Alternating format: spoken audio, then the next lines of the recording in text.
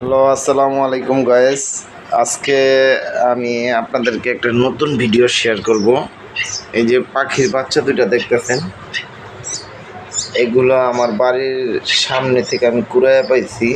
এই বাড়ির সাথে একটা পুষ্কুনি আছে, পুষ্কুনির সাথে আপনার গাছ, আম গাছের উপরে এই বাসাটা ছিল।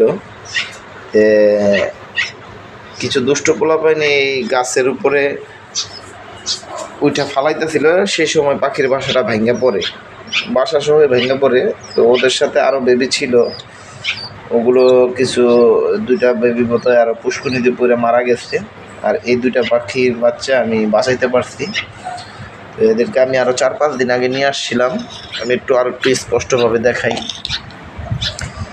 4-5 দিন আগে নিয়ে আসছিলাম, তাদের কোনো পশম ছিল না শরীরে।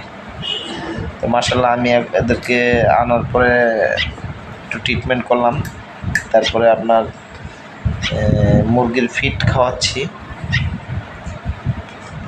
দেখি এখন আল্লাহর রহমতে একটু পশম গজাইছে এদের শরীরে। যদি আল্লাহর ইচ্ছা বাচ্চা থাকে পাখিগুলো আমি বড় করে ছেড়ে দেব। যদি তারা চলে যেতে চায় চলে যাবে, আর যদি থাকতে চায় তাহলে আমি এদেরকে রাখবো। দেখি আল্লাহ যদি তাদেরকে হায়াতে বাঁচায় রাখে আমার এখানে।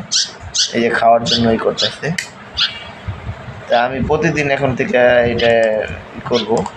দেখি এটা কত বড় হয়, আপনাদের সাথে শেয়ার করবো ইনশাআল্লাহ।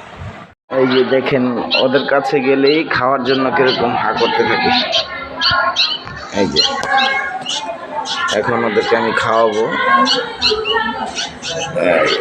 ওরা খাওয়ার জন্য ছটফট করতেছে। এদেরকে আমি খাওয়াবো এখন, দাঁড়াও দিচ্ছি। এই যে এইভাবে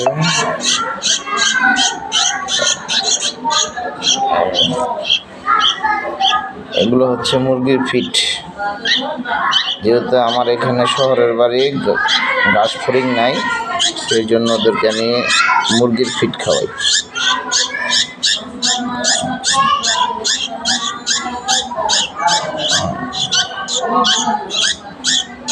5 দিন হয়েছে আমি আনছি এদেরকে।